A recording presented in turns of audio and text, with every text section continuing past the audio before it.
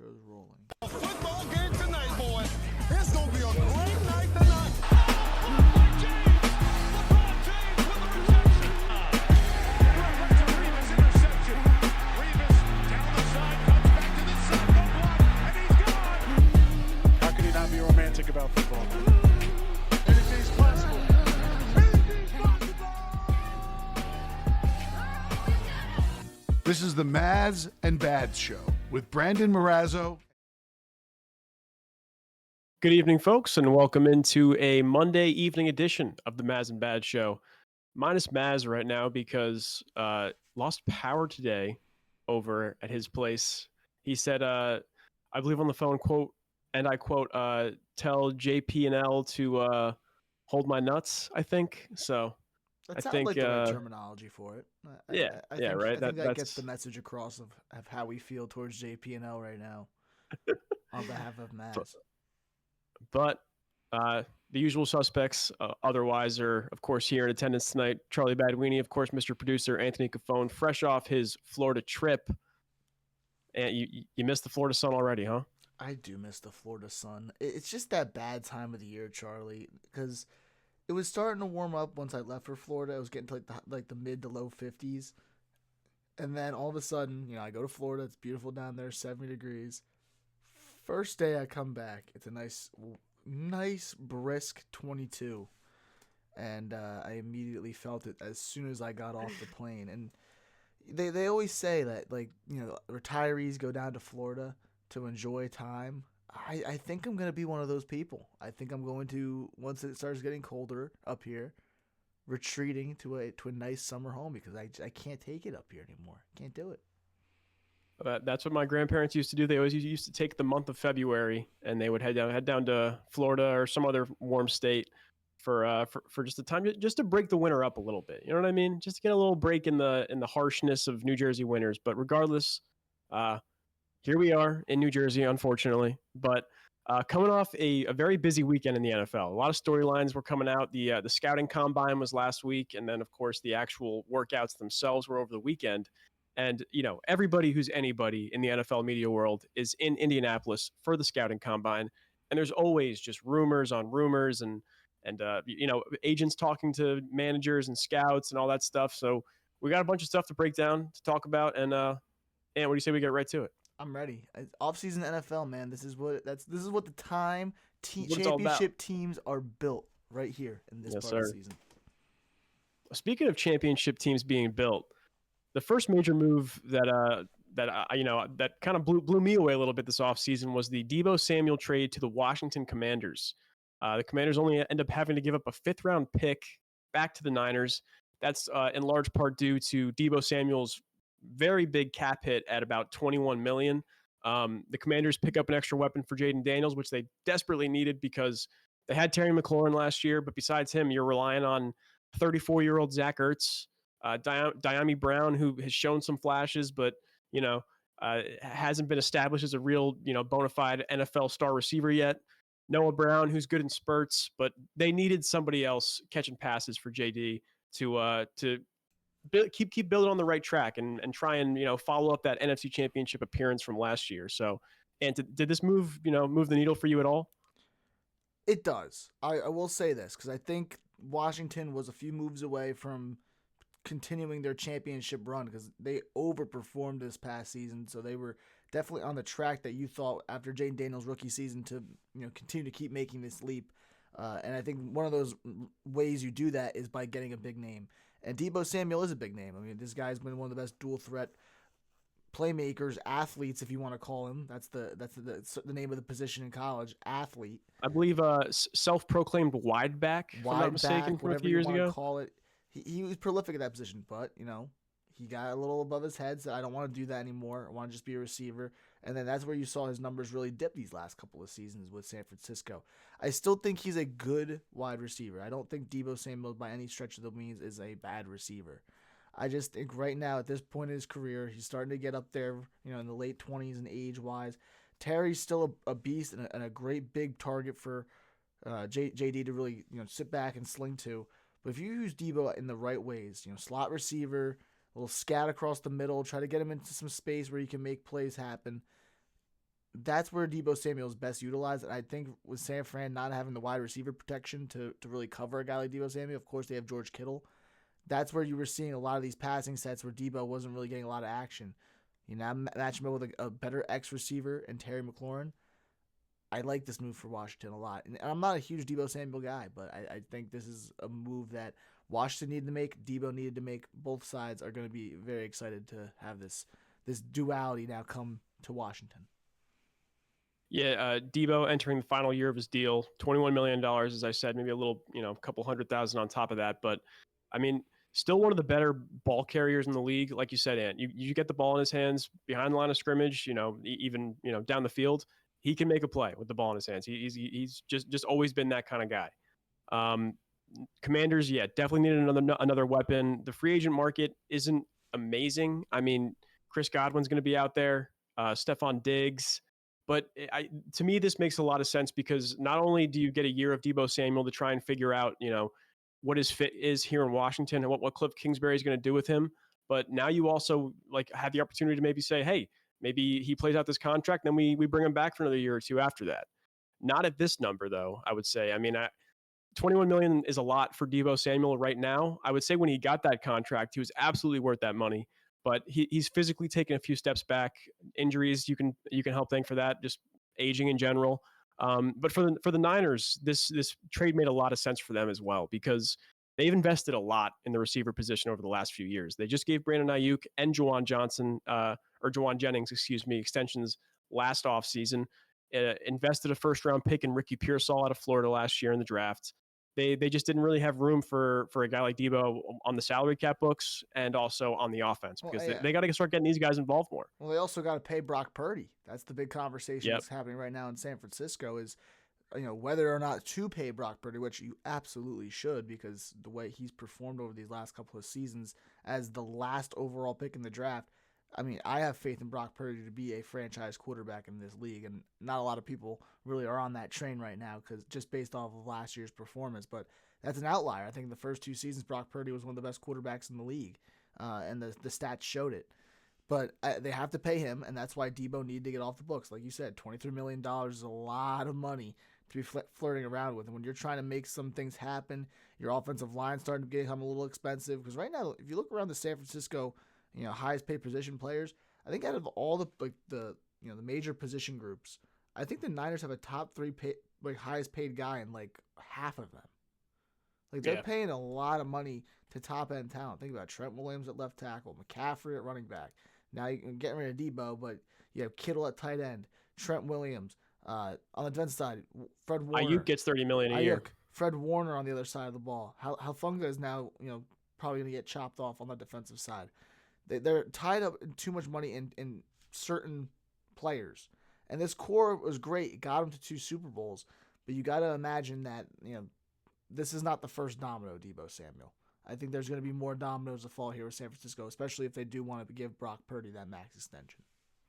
Yeah, for sure. And it's probably going to be a few things that you'll see in the coming weeks. I mean, like you said, I think Hufanga's a free agent. I think Dre Greenlaw's up for a new contract.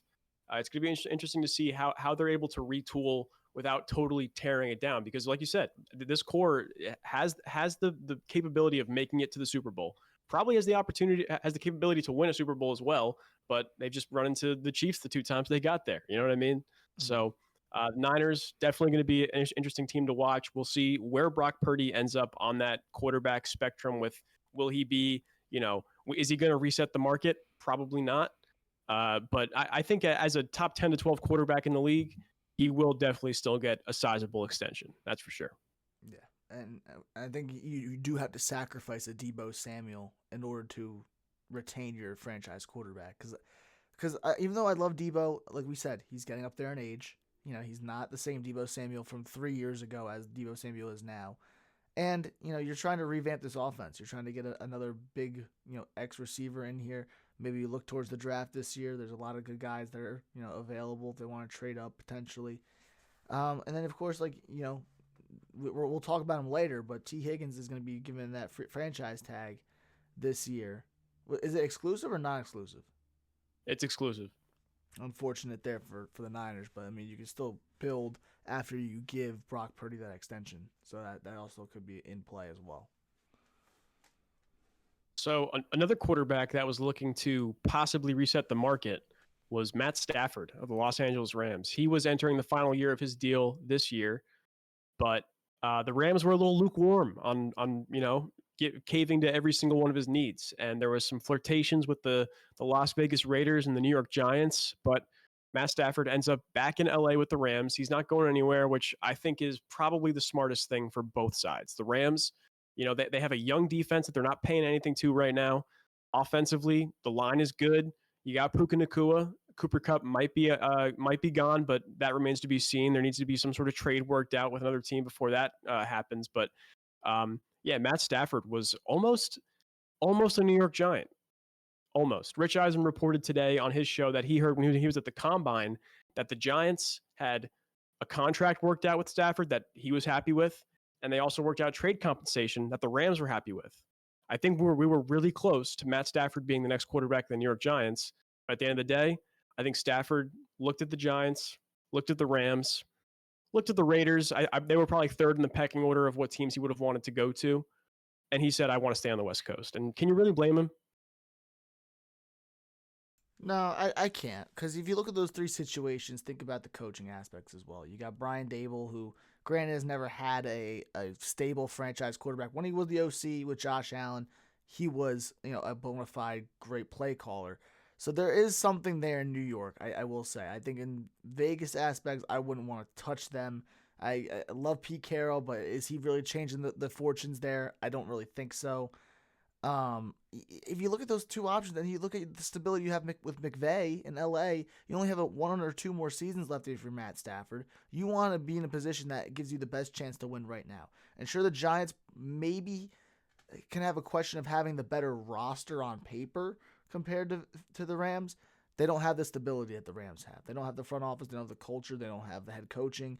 They don't have that. And I think for that aspect, that's what made Matt Stafford lean to stay with LA, and I think it's a good move for him because you don't want to spend your last couple of seasons potentially in a buzzsaw, another bad team that could waste away your career. Granted, he's already won a Super Bowl, so he doesn't have to worry about that anymore. So he's just got to go out there and play. And I think if he wants to play for a team that wants to win, I think LA is the best option. For sure. And not that Brian Dable's a bad coach or anything. He obviously former coach of the year, and like you said, Ant, did miracles with Josh Allen developing him. But it just reeked of desperation to me from the Giants side of things. Like Stafford's still a great quarterback, but he's like a 1 to 2 year Band-Aid. You know what I mean? I think the Giants need to be focused on finding a long-term solution at quarterback, whether that is drafting a Cam Ward or a Shedeur Sanders and pairing him with a veteran this year to start things off a la, Kurt Warner and Eli Manning 15, 20 years ago. So I think that's more the direction you'll see them go. I mean, there's rumblings that Aaron Rodgers might be heading over to the Giants. That would be absolutely something.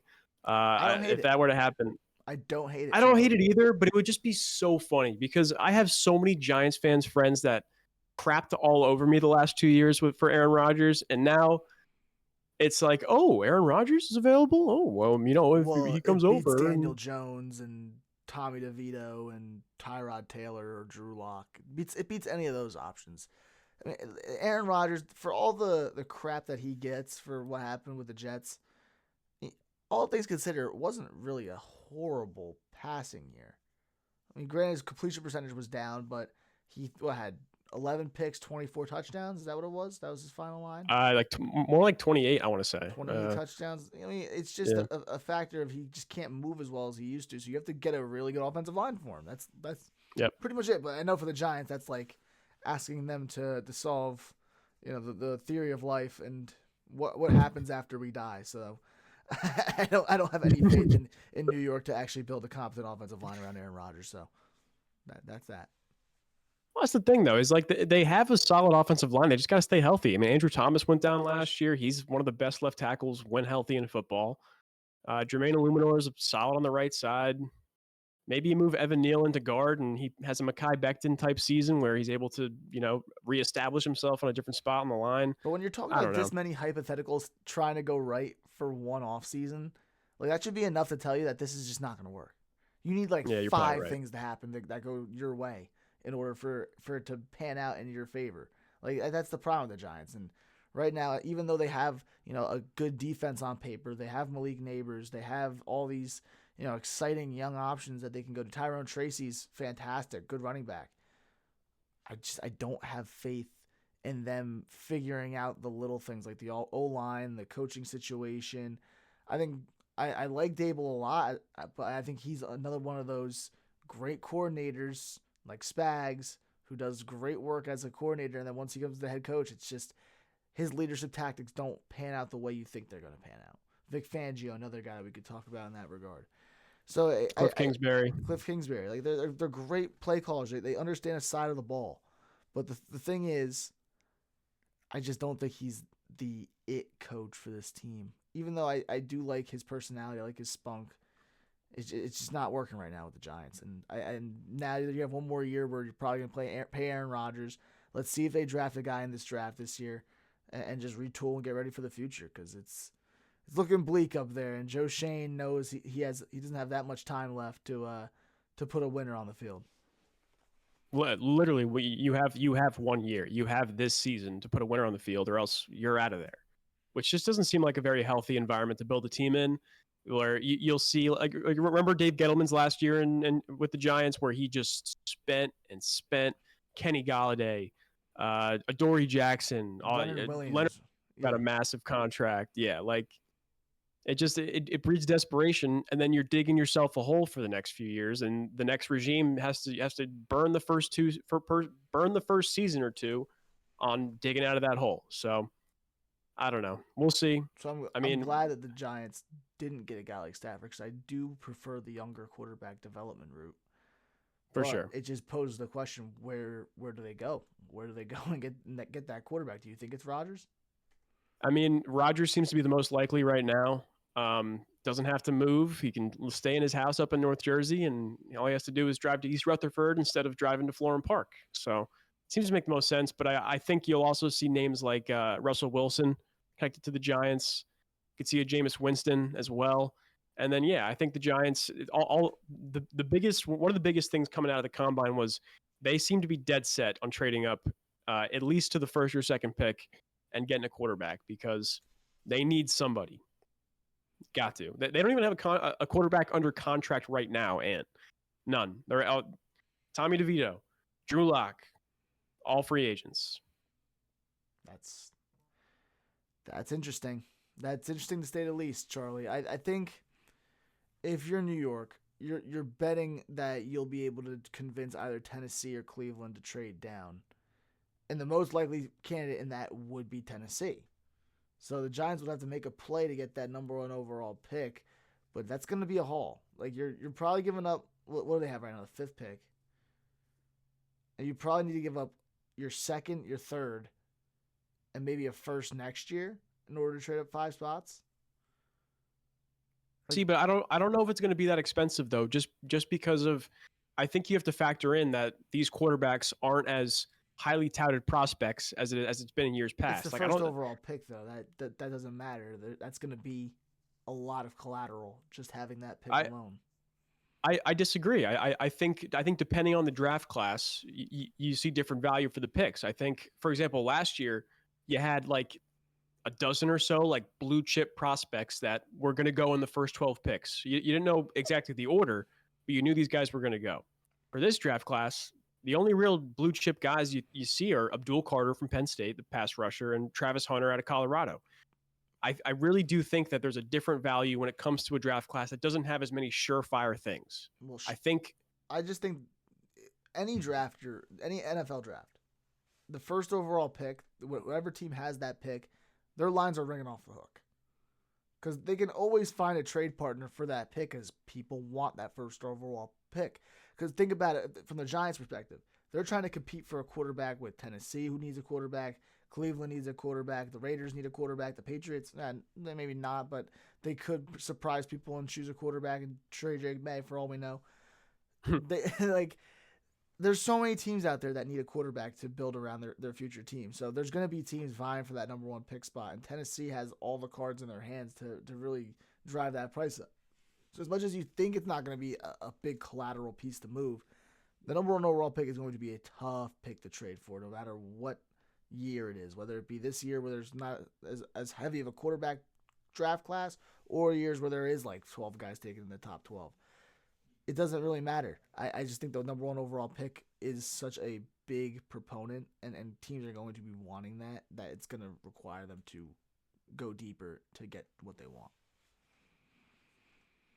I guess we'll see. I mean, usually those kind of trade talks happen around this time of year. I remember back in 2018 on St. Patrick's Day when the Jets traded up from 6-3 with the Colts for Sam Darnold. Well, the pick that became Sam Darnold. The Bears and Panthers trade a few years ago, I think was that 2-3 years ago at this point now, was the one that, Bryce Young. Ended up with Bryce Young, but obviously that for the next year ended up being the first overall pick as well. Yeah, I don't know. We'll see. I'm willing to bet you will be surprised at the cost of the first overall pick this year. I'd be willing to put money on that. Do you think Tennessee dishes out that first do. overall pick? I don't think Tennessee wants to draft it. If you're Mike Borgonzi, you're the first year GM of the Titans. You really want to immediately start that clock of we're drafting this quarterback and this is the start of my. Yeah. Really. I think bringing in a new regime and starting off with a rookie quarterback in the same year is so beneficial to building a culture. Yeah. I would do that. I think the way I would see it is not picking the quarterback buys you a little more time. So, the product you put out on the field the next year or so, if it's not great, you can say, well, okay, well, I don't have my quarterback yet. Well, you know what I mean? Look at the Ravens as an example. Ozzie Newsome's last ever drafts Lamar Jackson with his last ever first round pick. The next year, pretty much starting off their whole rebuild under Lamar Jackson with a new GM and Eric DeCosta, and they become a 13-3 team that year. The very next season. So it's like I get your point where you don't want to bring your excuses right off to the fold, but I think if you're in a position where you can start your rebuild as fast as possible, you have the first overall pick to draft a quarterback, and you're a team that does not have a quarterback, you make the move.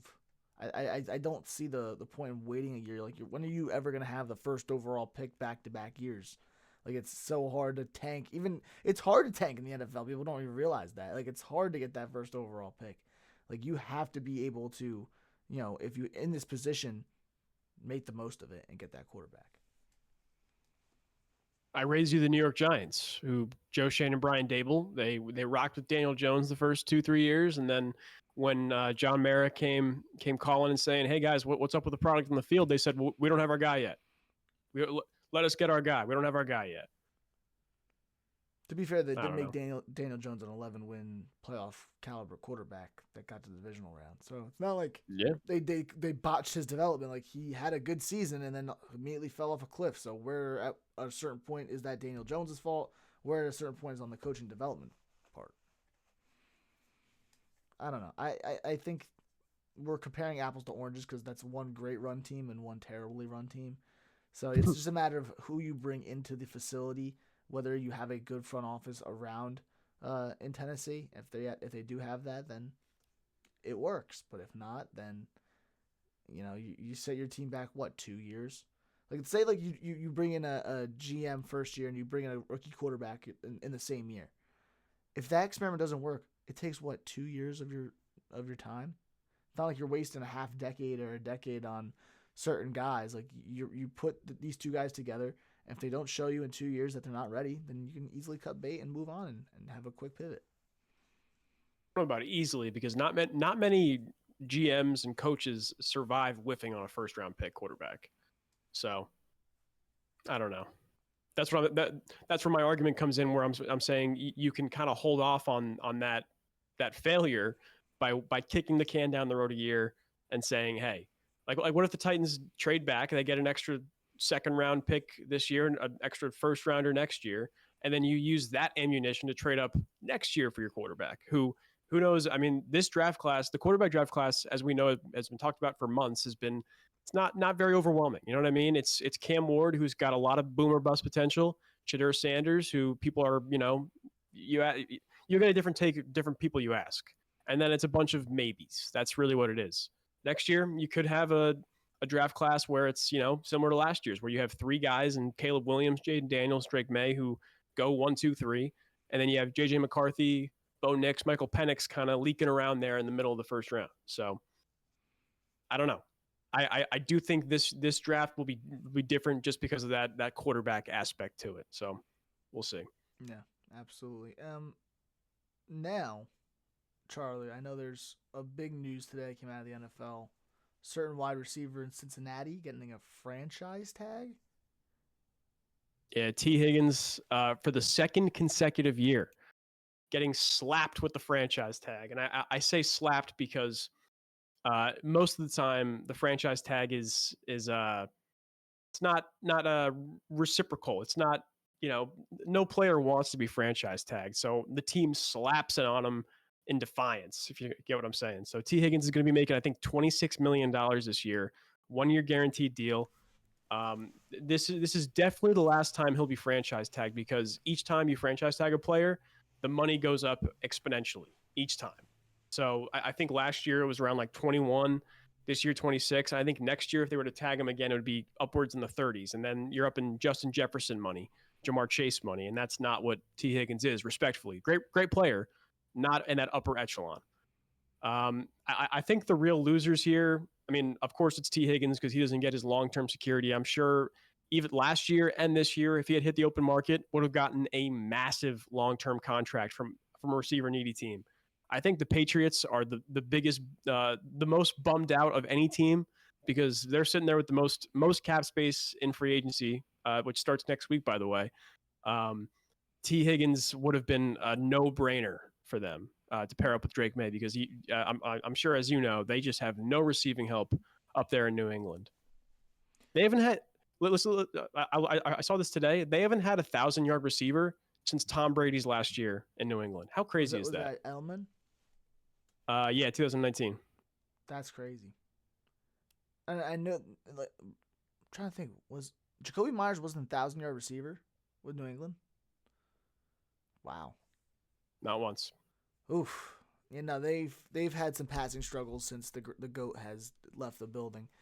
But I think for New England, Tyreek Hill's still going to be available. I know that Miami's probably not going to want to trade with them, but that's an option that they can look in. The wide receiver market, there's a lot of guys who are looking to move. Look at George Pickens, potentially, in Pittsburgh right now. I'm sure you'd love that. I'm sure if you're a New England fan paired up with Drake May, that's a match you'd want to make, even though George is a little bit of a head case at times. He is a very good receiver. He's a good, downhill threat that can make great plays on 50-50 balls. So New England isn't completely out of luck. For Cincinnati, however, this move is amazing. Oh, it makes all the sense in the world for Cincinnati. I know there's a plan out there that they're saying that they want to retain their big three of Joe Burrow, Jamar Chase, and Tee Higgins. They want to keep that. They want to extend all three of them. They've already extended Burrow. They're trying to extend Jamar still. And we don't know where that's going to be going. And now they're doing this with Tee Higgins pulling the franchise tag. It's going to be tough because Cincinnati, historically has been one of the most cash-poor teams in the NFL. They're not a team that's known for spending on big-name free agents, but these are all guys that they've homegrown, that they've built. They have a culture going. They made it to a Super Bowl a few years ago. This is their time to, get the pieces right, have their cornerstones, and then move in the direction of just building around those players. Tee Higgins is a guy they should absolutely continue to keep looking for and trying to bring back, because he's a great secondary piece. I think and we're talking about number 2 wideouts on NFL teams. I think Tee Higgins is probably in the top 2. Wide receiver. Maybe Godwin. The only other one that comes to mind is Chris Godwin and Mike Evans, and then Cooper Kupp and Puka Nacua. That's your best three number 2 receivers. Would you rather Puka or would you rather Tee Higgins? That's the question right now. It's close. I mean, I'd go Puka just because he's still on the rookie contract, but I'd probably also still go Puka long term. Not gonna lie, I love Tee Higgins, but he gets banged up a little too often for my taste. Yeah, but think about it. If you're putting him alongside Jamar Chase, he's just 10 times better. For sure. That's just name of the game. And sure, if we're talking about wide receiver 2, yeah, it's probably he's in the top 2 in my opinion. Just I think because Tee Higgins has that big body ability, his range, his ability to go up there and get those tough catches in contention. He's strong. He's got a great upper body, trying to reach for those pylons.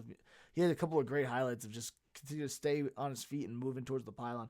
He's the full package at receiver. He's just, not as, highly touted as some of these top 5, top 10 guys. He's still very good. Tee Higgins, bringing him back to the Bengals is a good option because, having him alongside Jamar Chase, you've seen how Joe Burrow's game has peaked over the last couple of seasons. He is becoming a top 3 quarterback in the NFL.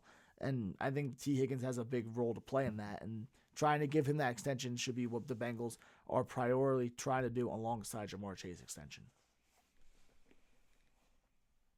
So for all the other receiver needy teams out there in free agency, like the Patriots, like Pittsburgh. I don't know, Pittsburgh, they definitely need a guy.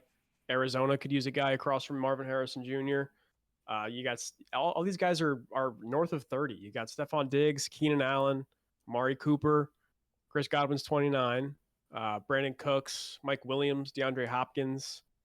It's pretty bleak out there in terms of the receiver free agency class. If you're a contender and you want a guy on a 1-year deal, perfect. But for a team that's rebuilding long term, not a lot of great options out there, unfortunately. And you're noticing that the wide receiver market is not becoming a big thing anymore because now they're getting extended during those rookie contracts like quarterbacks almost. I think we're seeing the age of receivers markets flying to heights that we've never seen because of these extensions that they're getting. Justin Jefferson getting that all-time one a few years ago, or earlier this year, I should say. Like, you're seeing the wide receiver market balloon, and that's why these free agent classes of receivers are not as great as they used to be because these guys aren't even hitting the market because the extensions are so lucrative. Yeah. And that's kind of the whole thing of free agency, right? Is usually when a guy's on the open market, there's kind of a reason why. You don't normally see an elite guy just walk away from his team with the team not getting any compensation back whatsoever, unless it's a trade or a franchise and tag and trade or something like that. But yeah, we will see. And like I said, we got free agency next week. Starting on Monday is the legal tampering period. So that's going to be a fun day. Hopefully we can come back Monday night and do a little recap on that. Later this week, we talk maybe a little bit of hoops. And then you gave me an idea just now. And also earlier this week, you were saying, hey, we should do some more top 10 lists. Maybe we do like a top 10 quarterbacks list. I like that. Maybe a top 10 free agents of 2025 list. That's good too. I like that. Top 10, like who we think are the top 10 best free agents.